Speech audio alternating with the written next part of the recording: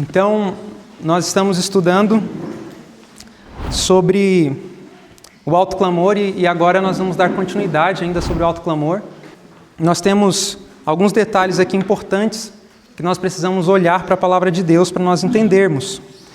Mas antes de nós abrirmos a Bíblia, e se você estiver com a sua Bíblia, nós vamos passar bastante versos na Bíblia. Talvez não hoje, mas talvez amanhã, mais versos ainda, para que nós possamos ter a nossa fé estabelecida na palavra de Deus. Porque a nossa fé, ela não é uma fé onde não há sobre o que se estabelecer, mas ela é estabelecida sobre a firme palavra da verdade. E é sobre ela que nós queremos construir o pensamento, a vontade de Deus em relação ao alto clamor nesses últimos dias. Mas eu quero fazer uma pergunta para vocês. Eu sei que o ano já passou um pouquinho, já estamos aí no final de fevereiro, mas eu queria perguntar para vocês, geralmente as pessoas elas têm o costume de fazer planos para o começo de cada ano, não é verdade? Elas às vezes olham assim para metas, elas colocam metas para serem alcançadas no novo ano, como por exemplo, algo que é muito comum a gente ouvir, a pessoa ela quer emagrecer, então ela faz planos de iniciar alguma nova dieta. Há pessoas também, que fazem planos em relação a conseguir mais recursos financeiros, para oferecer melhores condições, mais comodidade para a sua família. E talvez você tenha feito alguns planos, eu não sei quais foram os planos que você fez, que você colocou nas mãos do Senhor. Cada novo ano são oportunidades para nós fazermos isso, mas eu quero dizer que isso é um pouco limitante. Na verdade, deveríamos ter metas para cada dia. E às vezes começamos as metas no início do ano e não, passam alguns meses e já não conseguimos dar continuidade naquilo que nos propomos. E eu vou compartilhar aqui com vocês um plano que eu fiz para esse ano. E um dos planos que eu fiz para esse ano, não sei se vocês sabem, até a gente vai mencionar isso aqui em uma parte da palestra, é o número de bilionários. O número de quê? De bilionários no Brasil está aumentando. Está o quê? Aumentando. E eu fiz planos esse ano para ficar rico.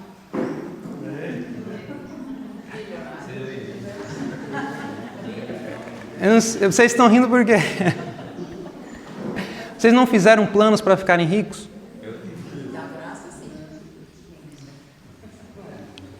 A Bíblia, Jesus apresentou a Bíblia como o quê?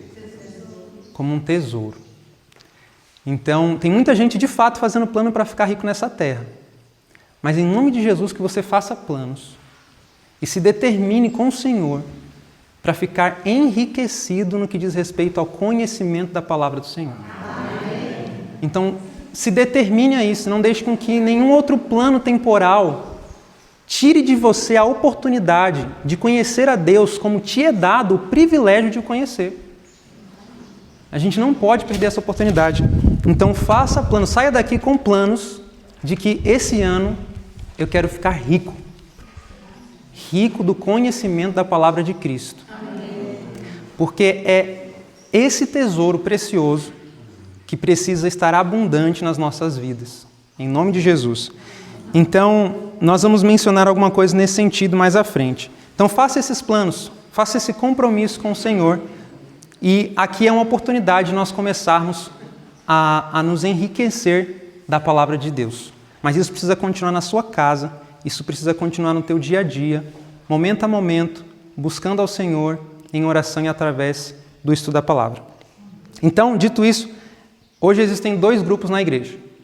Um grupo que está fazendo plano para ficar rico e um grupo que não está fazendo planos para ficar rico. Um grupo que está buscando ao Senhor e preparando-se para dar o alto clamor, em um grupo que, infelizmente, está resistindo à verdade e está preparando-se para se opor à obra do alto clamor. E isso acontece de maneira sutil. De maneira sutil. E nós vamos ver alguns detalhes que podem nos lançar luz sobre essa questão. Então, antes de nós vermos uma ação exterior grandiosa no mundo, por parte da igreja, movida pelo poder do Espírito Santo, há necessidade de uma transformação interior. Eu vou ler uma citação que diz assim, está no livro tem uma nova compilação agora dos escritos de Ellen White que chama-se Mensagem do Terceiro Anjo, que foi lançado pela casa recentemente, e lá eles fizeram uma compilação das mensagens angélicas. E esse texto vocês conhecem, que diz assim, ó: o tempo de prova está mesmo à nossa frente. O alto clamor do terceiro anjo já começou com a revelação, notem aqui a palavra revelação do quê? Da justiça de Cristo, o Redentor que perdoa os pecados. Aí fala, este começo da luz, cuja glória deve encher toda a terra. Então este é o começo. Então percebam que essa mensagem da justiça de Cristo, ela começa com uma revelação e não necessariamente com uma proclamação a todo mundo. E por que Deus viu que primeiro essa mensagem deveria começar com uma revelação entre nós, entre aqueles que foram chamados, como nós vimos, para dar as 3 mensagens angélicas ao mundo? Por que primeiro começou como uma revelação a nós? Por causa disso daqui. O amor a Cristo e uns aos outros precede. O que significa precede? Vem antes. Precede o alto clamor. O amor a Cristo, o amor aos nossos irmãos testificarão perante o mundo de que estivemos com Jesus e de que aprendemos com Ele. Então, e somente então, a mensagem do terceiro anjo chegará a ser um alto clamor a toda a terra, e toda a terra será iluminada com a glória do Senhor. Então, o que primeiro precisa acontecer entre nós? Precisa entre nós ser fermentado o amor. O amor a Cristo e o amor aos nossos irmãos. Enquanto não existir o amor entre nós, nós não podemos sair para proclamar a mensagem ao mundo. Porque nós vamos ver que a última mensagem a ser dada ao mundo é uma mensagem que revela o amor divino a todos. Então, como nós vamos revelar algo que nós não vivemos entre nós? Por isso Deus viu que era necessário que primeiro a justiça de Cristo fosse revelada a nós, para que nós possamos amar a Cristo e amar aos nossos irmãos. E como que nós amamos aos nossos irmãos? Aí que talvez comece a parte difícil e a parte prática. Como que nós amamos os nossos irmãos? Como que nós amamos os nossos irmãos? Para nós amarmos os nossos irmãos, nós precisamos nos relacionar com os nossos irmãos. E sabe uma coisa que eu percebi? Que conforme a sociedade se tornou mais complexa, os relacionamentos tornaram-se mais complexos. Antes as transações eram simples. Era eu tenho um saco de feijão, você tem um saco de arroz, a gente troca e está todo mundo feliz. Hoje não. As transações, os relacionamentos entre nós, eles são muito complexos, porque a nossa vida se tornou muito complexa, muito agitada. E, infelizmente, a gente reflete toda essa agitação no trato com as pessoas. Então, precisa que haja entre nós o amor prático, o não suspeitar mal, tirar de lado as murmurações, as críticas, as invejas, as contendas entre nós. Tudo isso precisa ser afastado. O Senhor precisa tirar tudo isso de nós, para que nós possamos, como vasos limpos, levar essa mensagem ao mundo. Então, essa obra precisa ocorrer entre nós primeiro. Nós vamos tocar mais ainda um pouco nesse ponto à frente.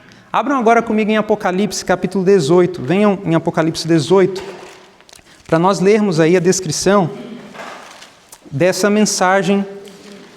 Capítulo 18 de Apocalipse, nós vamos ler do verso 1 em diante.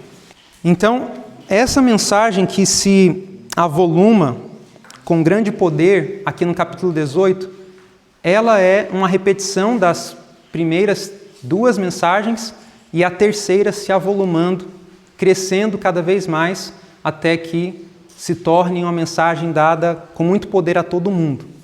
E aí é descrito aqui em Apocalipse capítulo 18, vamos ler aí o verso 1. E depois dessas coisas vi descer do céu outro anjo que tinha grande poder, e a terra foi iluminada com a sua glória. Verso 2. E clamou fortemente com grande voz, dizendo: Caiu, caiu a grande Babilônia, e se tornou morada de demônios. Continua o verso. E covil de todo espírito imundo, e esconderijo de toda ave imunda e odiável. Qual que é o nome disso daqui? Possessão demoníaca. Continua, verso 3. Porque todas as nações beberam do vinho da ira da sua fornicação, e os reis da terra se fornicaram com ela, e os mercadores da terra se enriqueceram com a abundância de suas delícias, e ouvi outra voz do céu que dizia: sai dela, povo meu. Sai da onde? Babilônia. De Babilônia. Continua. Para que não sejas participante dos seus pecados, e para que não incorras nas suas pragas, porque já os seus pecados, o quê? Se acumularam até ao céu, e Deus se lembrou das iniquidades dela. Até aí. Então, primeiro ponto, começando de baixo para cima. No verso 5 fala que chega um momento que os pecados de Babilônia, eles se acumulam. Até onde? Até ao céu. E o que significa isso? O que significa os pecados de Babilônia terem se acumulado até o céu? O grande conflito fala que isso daqui acontece, isso daqui se cumpre exatamente quando os Estados Unidos, a nação protestante, ela então santifica, decreta por lei o domingo como um dia de descanso. Quando isso acontece, os pecados de Babilônia se acumularam até o céu. E aí Deus se lembra de Babilônia. E nós vimos o que é Babilônia, que nós vimos aqui? Confusão. E Babilônia é o que também? É o mundo. Muito bem. E o que a Bíblia fala sobre o mundo? O que o próprio João, que escreveu o Apocalipse, falou sobre o mundo? E aqui a gente vai adentrar um pouquinho mais. Abram comigo em 1 de João, só voltar um pouquinho. 1 de João, capítulo 2, a partir do versículo 15. Não ameis o mundo, nem o que no mundo há. Se alguém ama o mundo, o amor do Pai não está nele. Então há uma separação. O amor do mundo não é igual ao amor do Pai. E aí o que é o amor do mundo que João está falando aqui? No verso 16 ele responde: porque tudo o que há no mundo. E o que há no mundo? A concupiscência da carne, a concupiscência dos olhos e a soberba da vida não é do Pai, mas do mundo. E o que acontece com tudo isso? Verso 17, o mundo passa e a sua concupiscência, mas aquele que faz a vontade de Deus permanece para sempre. O que é amar o mundo? O que é estar no mundo? Estar no mundo nada mais é do que agir como o mundo age. E como que o mundo age? Como que as pessoas que não têm Cristo, que não têm Deus, que não têm a palavra, que não se consagram a Cristo, como que essas pessoas agem? Por quais motivos, por quais princípios elas agem? Abram em Romanos capítulo 14. Romanos capítulo 14. E aqui nós temos um princípio. 14:7 diz assim: porque nenhum de nós vive o quê? Para si, e nenhum morre para si. O princípio de que ninguém vive para si é o princípio que Satanás odeia, o qual ele até nega a existência do princípio abnegação. Porque o que Satanás instituiu foi a lei de que nós vivemos para nós mesmos. E qual que é o nome disso? Egoísmo. Então, a concupiscência da carne, os desejos dos olhos, a soberba da vida, tudo isso, se nós fizermos, quando nós fazemos, é por uma motivação egoísta. Então, estar em Babilônia, estar no mundo, é agir por motivos egoístas, como o mundo age. E nós podemos estar na igreja e agir por princípios egoístas, sim ou não? Sim. Podemos querer uma posição, um cargo, um elogio, ser honrado dentro da igreja? Sim. Podemos. Então nós podemos estar na igreja, mas agindo como aqueles que agem estando no mundo. Então percebam que estar em Babilônia vai mais além. E Ellen White diz que há pessoas que elas são louvadas, que elas são elogiadas por caracteres, por traços, atributos de caráter que elas não possuem. Porque nós julgamos o quê? A aparência. Mas a motivação mancha aquela atitude diante do céu. Então nós precisamos ter cuidado, porque estar em Babilônia, estar no mundo, tem que ver com nós agirmos também por princípios, por motivos egoístas. Nos aproximarmos de pessoas por motivos egoístas. Pedirmos ou fazermos coisas para as pessoas porque queremos algo em troca. Porque vamos ver vantagem em nos aproximar daquela pessoa, em ter amizade com aquela pessoa. E nós podemos ser culpados de carregarmos conosco o espírito e as motivações de Babilônia por onde nós vamos. Então, nós precisamos ser curados do egoísmo. E sabem o que Ellen White diz? Pasmem com essa declaração. Diz o seguinte, está no livro Conselhos sobre Mordomia, que é um livro que às vezes a gente não lê ou deixa por último, né, na nossa lista de livros que nós vamos ler, mas é um livro muito bom que diz assim: tem-se apoderado da igreja a lepra do egoísmo. O Senhor Jesus Cristo curará a igreja dessa terrível enfermidade, se esta quiser ser curada. Aí ele continua assim, o remédio encontra-se... Eu não vou falar para vocês agora. Eu vou deixar para falar depois. Então, isso daqui ela foi dizendo, vez após vez, que a lepra do egoísmo estava se apoderando da igreja. Só que Jesus ele precisa curar essa igreja. E ele tem um remédio para essa enfermidade. E ele se propôs a dar nas Escrituras a cura para essa doença, para a enfermidade do egoísmo. E ela encontra-se na Bíblia, em um capítulo específico da Bíblia. Eu não sei se você sabe. Nós fomos semana passada numa igreja para pegar e eu falei lá, estudem esse capítulo da Bíblia, porque a cura, Jesus falou, a cura está aqui. Agora, se eu não me considero egoísta, eu não vou me preocupar em buscar. Nós temos escolas, né?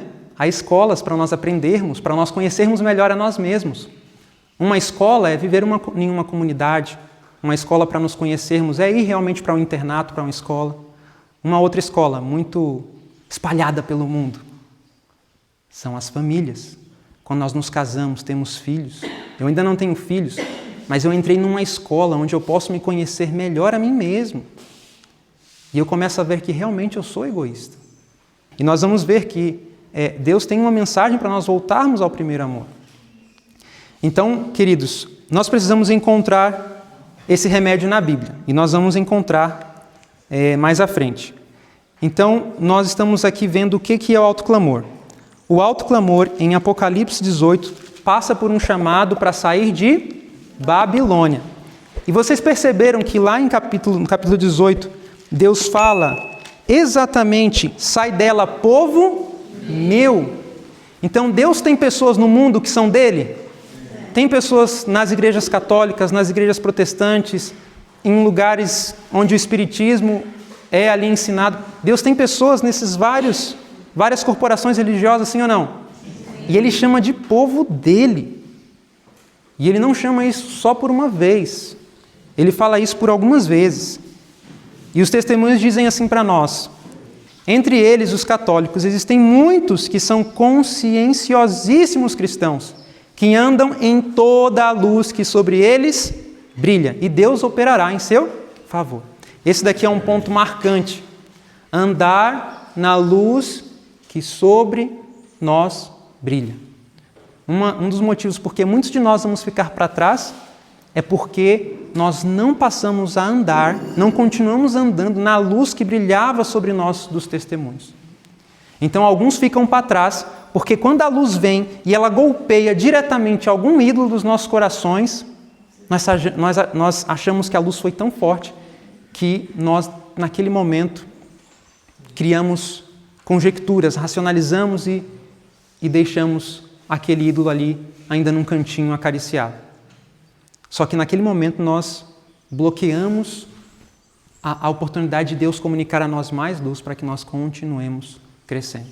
Então, não andar na luz fará com que muitos de nós saiamos e aqueles que, ainda que não estejam sob toda a luz que nós, mas estão andando na luz que possuem, eles vêm e entram no lugar daqueles que decidiram não continuar crescendo de glória em glória, avançando de luz em luz. Então isso é muito sério. No capítulo 18 do Apocalipse, grande conflito agora, página 383, o povo de Deus é convidado a sair de Babilônia. De acordo com esta passagem, muitos do povo de Deus ainda devem estar em Babilônia.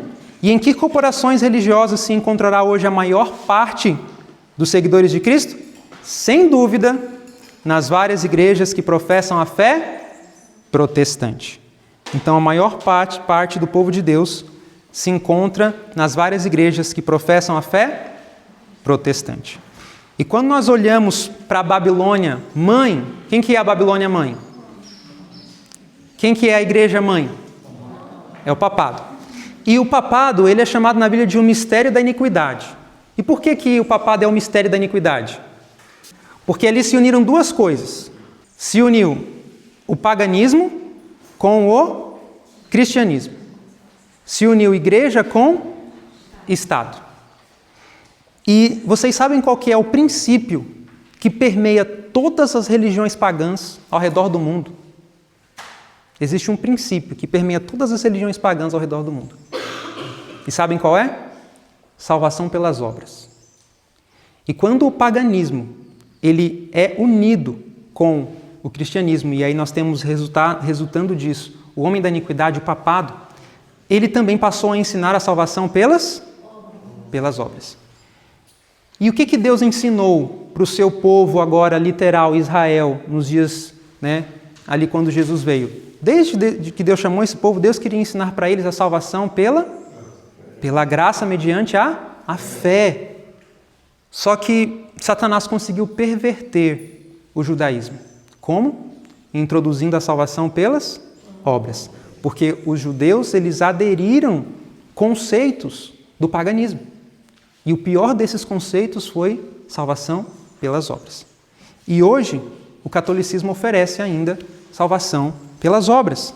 E é um movimento que, se nós não tivéssemos a luz que nós temos, nós seríamos insensatos em não acreditar que ele sim possui as respostas para que o mundo entre em paz ou que haja alguma solução para a condição do mundo. E nós temos visto que as pessoas se maravilham, seguem após a igreja mãe que constitui Babilônia. O Papa agrada a todo mundo. O catolicismo consegue agradar a todas as pessoas. O Papa, inclusive, gosta de futebol, gosta das crianças, lava os pés de prostitutas, de presidiários. Ou seja, ele está ali em contato com as pessoas. Ele professa uma piedade muito, muito elevada. Então, quando nós formos pregar a mensagem que Babilônia caiu, nós vamos se opor a algo que as pessoas amam, que as pessoas acariciam, que as pessoas foram conduzidas para colocar aquilo ali como a solução para todos os nossos problemas. Então, nós começamos a ver por aí o que vai acontecer contra aqueles que derem essa mensagem. E nós vamos entender um pouquinho o que vai acontecer contra nós. O Papa até se preocupa em cuidar do planeta, em salvar o planeta, está preocupado com as mudanças climáticas, tudo o que acontece no planeta. Então, Babilônia está preocupada com o mundo. Então, esta mensagem de Apocalipse 18 indica um tempo em que o anúncio da queda de Babilônia, conforme foi feito pelo segundo anjo em Apocalipse, deve repetir-se com a menção adicional das corrupções que tem estado assim introduzir cada vez mais nessas várias organizações que constituem Babilônia. Então, a mensagem agora vai ser mais forte ainda, por conta que as corrupções elas tão somente aumentaram desde a primeira vez em que a mensagem que caiu Babilônia foi proclamada. Então, os pecados de Babilônia serão revelados. Está escrito: os terríveis resultados da imposição das observâncias da igreja pela autoridade civil, as incursões do espiritismo, os rápidos progressos do poder papal, tudo será desmascarado. Tudo será desmascarado. Então, o ódio das pessoas vão se voltar contra os mensageiros, que estão a pregar uma mensagem contra a Babilônia. E a condição do mundo é uma condição de trevas.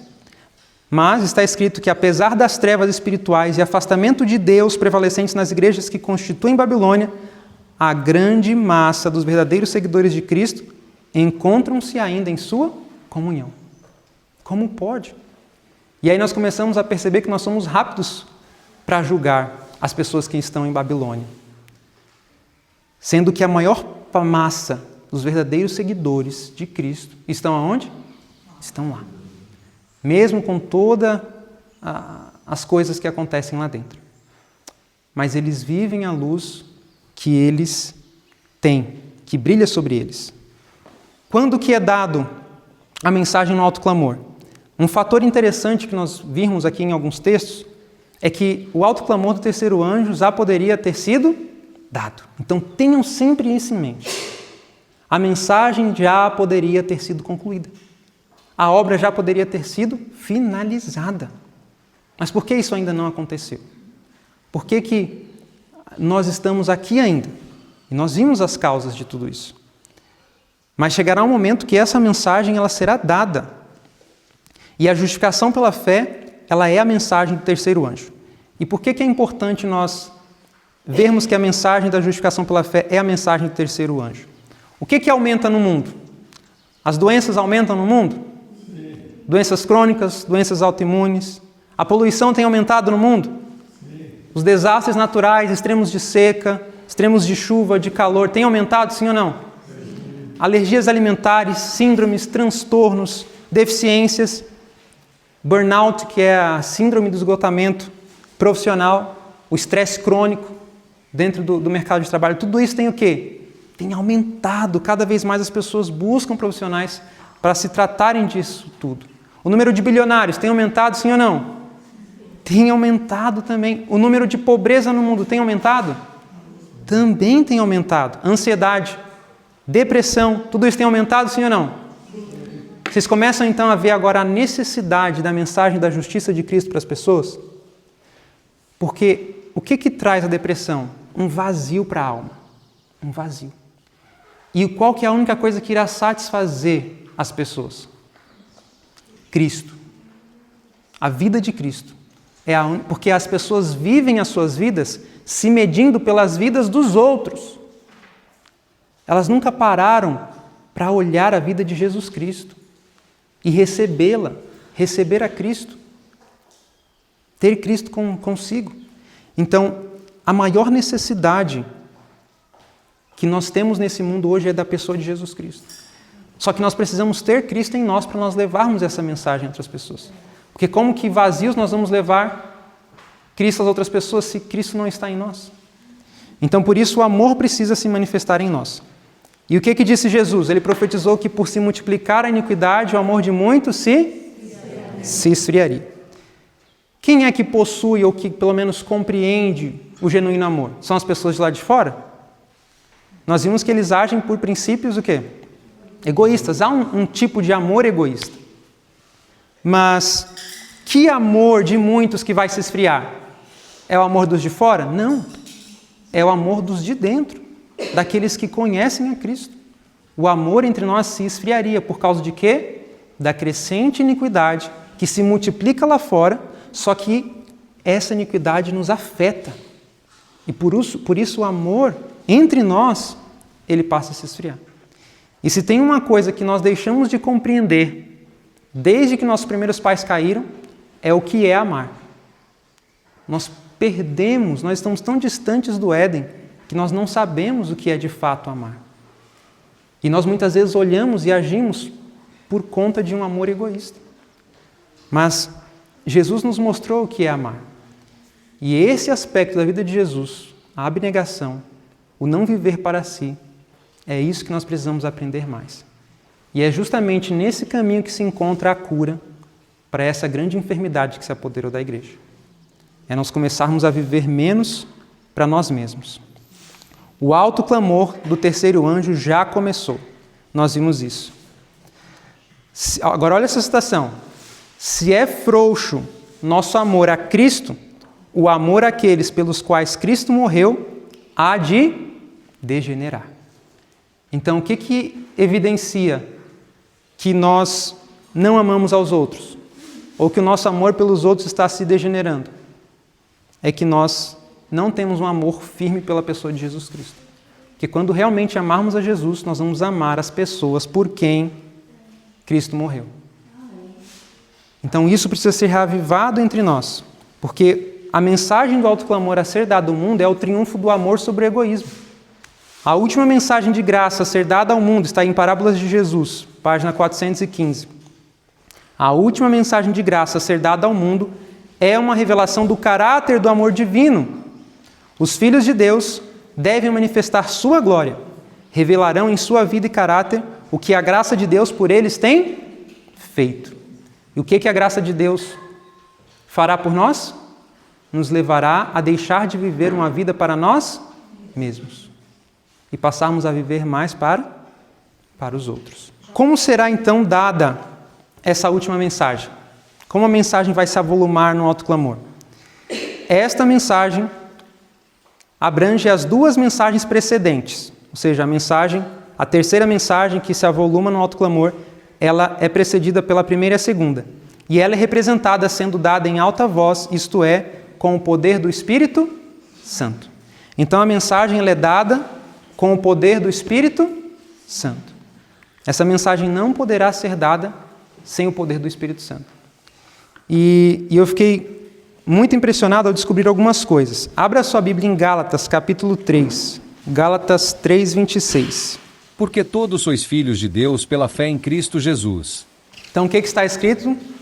Todos sois filhos de Deus pelo quê? Pela fé em Cristo. Então, você crê em Jesus Cristo? Então você é o quê, segundo as Escrituras? Filho de Deus. E o que Deus dá para os seus filhos? Abram agora no capítulo 3 ainda, versículo 14. Para que a bênção de Abraão chegasse aos gentios por Jesus Cristo, e para que pela fé nós recebamos o quê? A promessa do Espírito.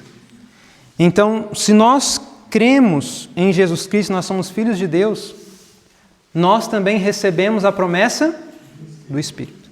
Então, Deus já nos deu o Espírito Santo quando nós cremos, quando nós pela fé cremos no Filho de Deus, em Jesus Cristo. Nós recebemos o Espírito Santo. Então, o que nós precisamos pedir agora? O Espírito Santo, se Ele já nos deu? Nós precisamos pedir mais do Espírito Santo. E cada vez mais. Até que ponto? Quando nós recebemos o Espírito Santo, o que a Bíblia também fala que nós recebemos? Poder. E o que é o poder de Deus, em outras palavras? O poder de Deus é o poder do amor. Deus, Ele vai restabelecer a ordem no universo por meio do poder do amor. Então, o poder de Deus que nós recebemos quando recebemos o Espírito Santo é o poder de amar, porque não está em nós mesmos amarmos aos nossos semelhantes. E quando nós dermos essa mensagem e o mundo inteiro se opor contra nós, o que ele precisa encontrar? Um amor capaz de amar os próprios inimigos. Então, a vitória de Deus no grande conflito é uma vitória do amor sobre o egoísmo. Por que Daniel ele permaneceu fiel em Babilônia? Porque havia dentro de Daniel o quê? O reino de Deus. Embora ele estivesse no reino de Babilônia, de um rei terrestre, havia dentro dele um reino inabalável, cujo rei era Jesus Cristo. Por isso que Daniel não foi contaminado, não se envolveu no espírito, na mentalidade carnal de Babilônia, porque havia um reino dentro dele. E a Bíblia fala que o reino de Deus é o quê? Justiça, paz e alegria no Espírito Santo.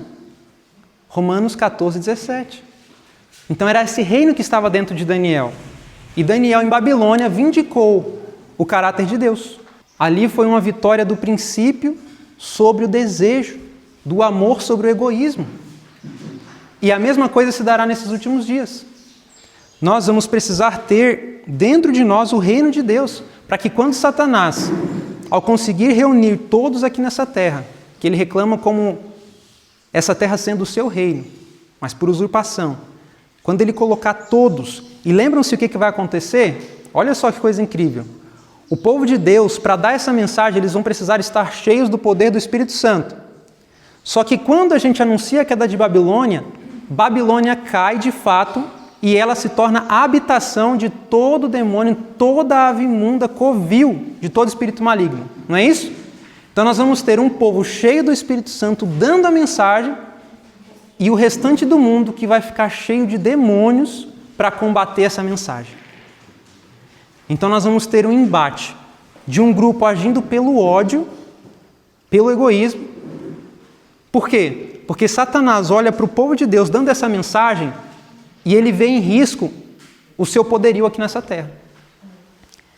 E sabem por que Satanás não vai poder chegar para Deus e falar assim: essa terra é minha, você não deve voltar mais para cá. Olha só, todos, praticamente todos, imagina se ele pudesse falar: todos se renderam a mim, todos aceitaram o meu poderio por meio de Babilônia, receberam a marca da besta. Mas por que Satanás não vai poder falar para Jesus não voltar mais a essa terra? Porque haverá um povo resistindo ao poder e à soberania de Satanás. Um povo que mesmo nessa terra onde Satanás diz ser dele, eles são tão somente embaixadores do Rei Jesus Cristo. Amém. Que tem essa terra por direito, comprada pelo seu sangue. Então, queridos, a vitória nesse mundo de Deus, nesse grande conflito, será um triunfo do amor sobre o egoísmo. E nós precisamos de fé para nos apoderar dessas bênçãos, de todas as bênçãos espirituais que Deus nos propôs a dar na pessoa de Jesus Cristo. Por isso que nós precisamos aprender sobre fé. E diz assim, Testemunhos para a Igreja, volume 5, página 302. Os que falam sobre fé e cultivam fé terão o quê? Fé! Mas os que nutrem e expressam dúvidas terão. Então, meus amados, a despeito do conflito que está diante de nós, nós não podemos expressar dúvidas quanto à direção de Deus, quando todas essas coisas começarem, de fato, a atingir você. Elas já estão acontecendo, mas ainda talvez não tenham te atingido. Mas quando tudo começar a acontecer de maneira que atinja cada um de nós diretamente, mais ou menos como foi a pandemia, aí sim, as coisas vão acontecer e nós precisamos estar preparados. Mas hoje, enquanto essas coisas não te atingem ainda, não expresse dúvidas, mas falemos sobre fé, cultivemos fé. Olha só o que ela diz ainda. Aceitemos a palavra de Cristo como nossa segurança. Falemos e procedamos como se a nossa fé fosse invencível. Falemos e procedamos como se a nossa fé fosse invencível. Vocês sabem o que é o espírito de fé que a Bíblia diz? A Bíblia fala do espírito de fé. Vocês já leram isso em Coríntios? Paulo fala sobre o espírito de fé. E Paulo está falando aqui do salmista Davi. E ele diz assim, e temos, portanto, segundo aos Coríntios, capítulo 4, verso 13, e temos, portanto, o mesmo espírito de fé, como está escrito, criei, por isso falei. Nós cremos também, por isso falamos. Então, quando nós cremos, nós temos que confessar, nós temos que falar sobre aquilo que nós acreditamos. Porque sabe o que acontece quando nós falamos daquilo que nós acreditamos? Acontece o que aconteceu até mesmo com Satanás, só que para o lado contrário. Olha só o que diz o desejado. As palavras são um indício do que se acha no coração. Da abundância do seu coração fala a boca. Mas as palavras são mais que um indício do caráter. Tem poder de reagir sobre o caráter. Os homens são influenciados por suas próprias palavras. Então, quando você expressa uma dúvida, essa mesma dúvida que você expressou, ela faz o quê? Ela reage sobre você mesmo. E como que isso aconteceu com Satanás? Satanás ele passou a contar suas mentiras para os anjos, para os homens, para o mundo, que hoje ele acredita nas suas próprias mentiras. Aquilo que ele contou tantas vezes, hoje ele acredita com todas as suas forças. Ele trabalha para isso mesmo ele sabendo da verdade, de que Deus vai vencer esse conflito. Mas ele ainda assim trabalha incansavelmente por isso, porque ele passou a acreditar nisso. Então, quando nós falarmos de fé, quando nós crermos, nós vamos falar. E quando nós falamos, nós fortalecemos a fé de outros e fortalecemos a nossa fé também. Mas se nós expressarmos dúvidas, nós vamos acabar alimentando dúvidas nos outros e em nós mesmos. Agora, olha só o que nós podemos pedir. Livre educação. Podemos pedir o perdão do pecado, o Espírito Santo, um temperamento cristão, sabedoria e força para fazer sua obra, ou qualquer dom que Ele haja prometido. E então devemos crer que recebemos e agradecer a Deus por havermos recebido. Então aqui existe um passo a passo. Primeiro nós precisamos pedir. E depois que eu peço, eu faço o quê? Eu creio que Deus atendeu, que Deus ouviu. Perdão do pecado, o Espírito Santo, temperamento o quê? Cristão, sabedoria e força. Eu creio. Eu preciso sentir que Deus me deu quando eu pedi? Eu não preciso sentir. Nós vamos ver uma definição do anjo sobre fé. E fé não é sentimento. Então, primeiro eu peço, eu creio que eu recebi. E agora eu faço o quê? Eu já agradeço por haver recebido. Mesmo sem eu sentir nada. Mesmo sem eu sentir que o meu temperamento agora mudou, que veio uma luz e que agora eu sou uma pessoa totalmente diferente no meu temperamento. Continua o texto. Não precisamos esperar por qualquer evidência exterior da bênção. O dom acha-se na promessa. Podemos empenhar-nos em nosso trabalho certos de que o que Deus prometeu, Ele pode realizar e de que o dom que nós já possuímos se efetivará quando dele mais necessitarmos. Amém? Queridos, isso é fé. É nós crermos que quando nós pedimos, nós então recebemos e nós saímos. Como diz aqui, para o trabalho, para nos empenharmos no nosso trabalho, certos de que aquilo que Deus prometeu, Ele pode realizar e de que o dom que nós já possuímos, Ele vai se efetivar no momento que nós mais precisarmos dele. Olha o anjo, o que ele disse sobre fé. Ele disse, sentimento não é fé. Fé é simplesmente tomar a Deus em sua palavra. Tomar a Deus em sua palavra. Então, no momento que vem a ira, para que nós não pequemos, nós precisamos tomar a Deus na palavra e permitir que Ele opere a calmaria naquele momento. Nós precisamos tomar a Deus em sua palavra. Isso é fé, como fez Jacó.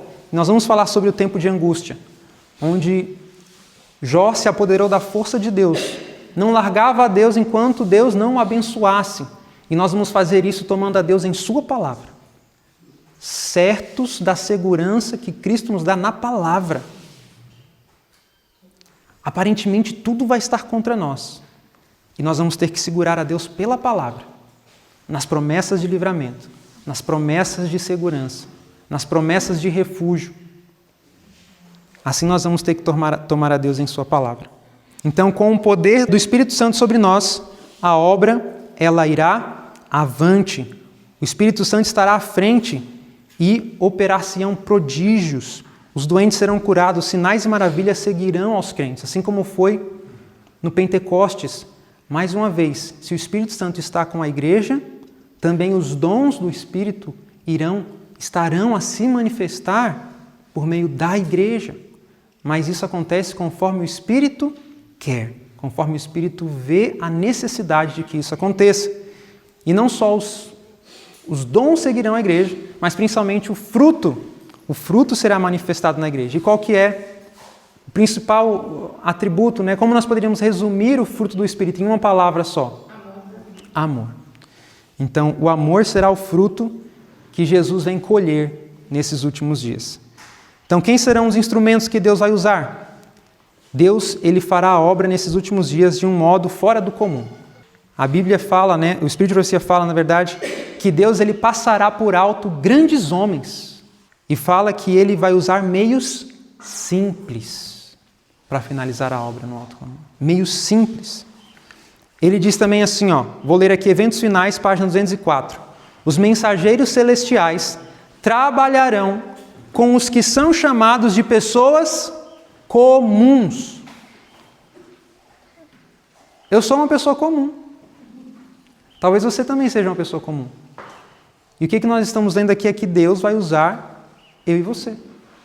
Ele quer usar eu e você, pessoas comuns. Pessoas que estão na lida diária. Pessoas que têm que lidar com problemas por causa que nem tem todos os recursos que precisa. São essas pessoas que Deus quer usar. Mas que são pessoas que entenderam algumas prioridades na sua vida. Que entenderam que elas precisam buscar mais ao Senhor em oração. Precisam mais meditar, estudar a palavra de Deus. Pessoas que estão se consagrando, como nós vimos.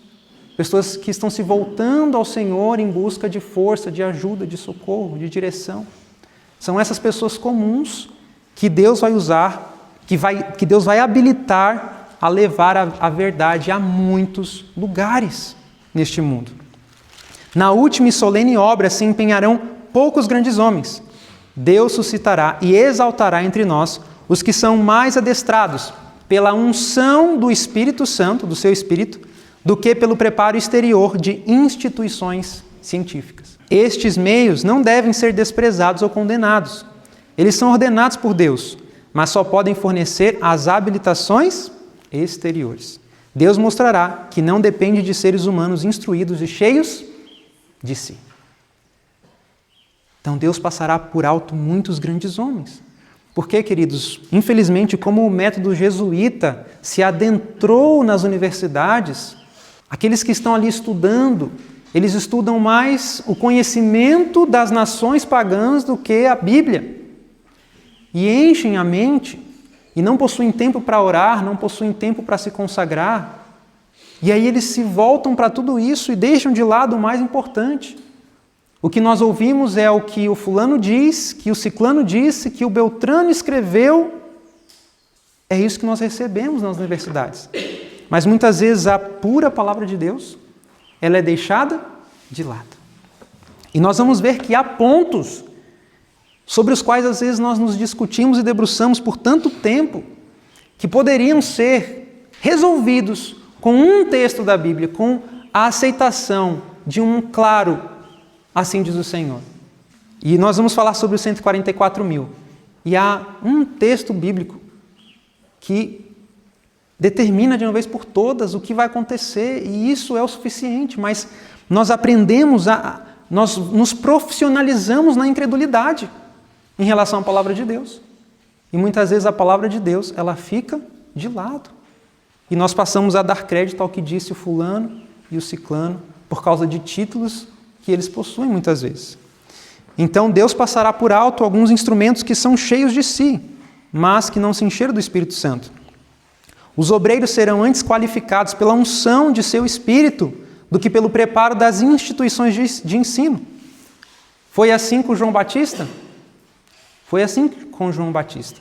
E ele foi preparado para preparar o caminho para a primeira vinda de Cristo. E Deus achou por bem que João Batista não deveria se preparar nas instituições de ensino. Mas João Batista foi preparado aonde? No deserto. Numa vida que não era tão favorável quanto se ele estivesse seguindo lá a linhagem sacerdotal, se preparando ali junto do templo. Uma vida de lutas, de sacrifícios, de renúncia foi a vida de João Batista. E assim ele foi preparado, ele tinha tempo no deserto para buscar ao Senhor, para se encher do Espírito Santo. E ele começa pregando a mensagem cheia do poder. Então é assim que Deus também preparará homens nestes últimos dias. Disciplina de espírito, pureza de coração e pensamento é que são necessários. Isso tem mais valor do que admirável talento, tato ou conhecimento. Então o que é mais importante para Deus? Disciplina de espírito. E aí fala pureza de quê? De coração e de pensamento. Isso é mais importante para Deus trabalhar contigo, para Deus trabalhar conosco. Só que às vezes a gente é pouco disciplinado, não é verdade? Muitas vezes somos indisciplinados. Nos propomos a estudar a palavra de Deus, a memorizar versos da palavra de Deus, e quantas vezes paramos esses planos são interrompidos. Então nós precisamos buscar disciplina no Senhor, para que também possamos estar nos preparando para que Deus nos qualifique, nos capacite, nos habilite como instrumentos para dar essa mensagem ao mundo. Porque muitos de nós seremos chamados a dar razão da nossa fé diante de homens grandes. E por isso será dado mais crédito à obra que estará sendo feita na terra pelo povo de Deus. Porque homens humildes, pessoas comuns que vão sair da roça, do campo, elas vão diante de legisladores, de homens sábios segundo o mundo. E eles sairão para dar razão da sua fé, para falar de Cristo, para pregar a palavra a esses grandes homens. Então hoje precisamos de um conhecimento aprofundado. Por isso que está escrito: os que não têm senão um superficial conhecimento da verdade não serão capazes de expor claramente as Escrituras e dar razões definidas da fé que possuem. Ficarão confusos e não serão obreiros que não têm de que se envergonhar. Porque Paulo fala para Timóteo, né? Procura apresentar-te a Deus como obreiro aprovado, que não tem do que se envergonhar e que maneja bem a palavra da verdade. É assim que nós precisamos nos apresentar a Deus, pedindo: Senhor, ensina-me a manejar a Tua palavra, ensina-me a conhecer mais de Ti. Tanto é que no Grande Conflito está escrito que nós só poderemos honrar a Deus se nós tivermos um conhecimento correto do Seu governo, propósitos e caráter. Se nós não tivermos um conhecimento correto acerca do governo, dos propósitos e do caráter de Deus, nós não poderemos honrar o nome de Deus nesses últimos dias. Então, precisamos nos aprofundar no conhecimento das Escrituras para que o Espírito nos conduza a dar a razão da nossa fé. E eu vou terminar por aqui com os últimos textos, que são 2, para a gente depois continuar amanhã. Muitos adventistas vão tomar posição contrária à luz. Diz Eventos Finais, página 209. Nas igrejas adventistas do sétimo dia, deverá haver a admirável manifestação do poder de Deus. Vai haver o quê? Admirável manifestação do poder de Deus aonde? No meio do povo de Deus, dos adventistas. Mas ela não influirá sobre os que não se têm humilhado diante do Senhor, abrindo a porta do coração pela confissão e arrependimento.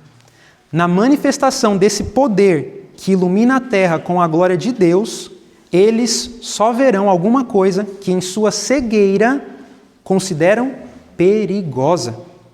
Alguma coisa que despertará os seus receios e se disporão a resistir. Visto que o Senhor não age de acordo com suas próprias ideias e expectativas, eles combaterão a obra. Porque, dizem eles, não reconheceríamos o Espírito de Deus se temos estado à obra há tantos anos? Então, por isso que está revelado que aqueles que se colocarão contra nós serão mais os de dentro. Desses nós vamos enfrentar maior oposição. Só que Jesus já nos advertiu disso. Quer ver? Abram comigo aí para a gente ler o último texto da Bíblia agora, que está em Miqueias. Miqueias, capítulo 7, verso 5. Amém?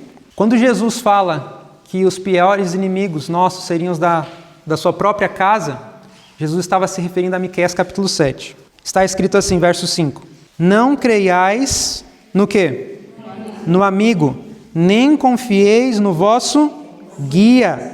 Daquela que repousa no teu seio, guarda as portas da tua boca. Porque o filho despreza o pai, a filha se levanta contra sua mãe, a nora contra sua sogra, os inimigos do homem são os da sua própria casa. Só que qual a nossa decisão? Verso seguinte.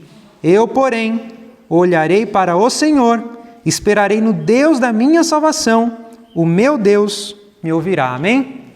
Glória a Deus. Então que nós possamos olhar para o Senhor. O Senhor, Ele é a minha luz. Ele é a minha salvação. A quem temerei?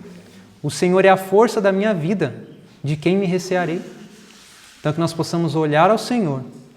Ainda que todas as mãos larguem as nossas mãos, haverá uma mão que não largará a nossa mão. E esta é a mão de Jesus. Então que tenhamos Jesus como nosso amigo, nosso Senhor, nosso Salvador. E nós vamos continuar, porque ainda que muitos abandonem as fileiras do povo de Deus, muitos outros, povo de Deus, virão para completar este lugar. Então, meus amados, que nós não sejamos aqueles que vamos abandonar ao Senhor de modo algum, mas que possamos nos empenhar nessa obra de preparação para darmos o alto clamor. E aí nós vamos nos aprofundar em alguns detalhes na Bíblia. Então nós vamos olhar mais a Bíblia amanhã, pela graça de Jesus.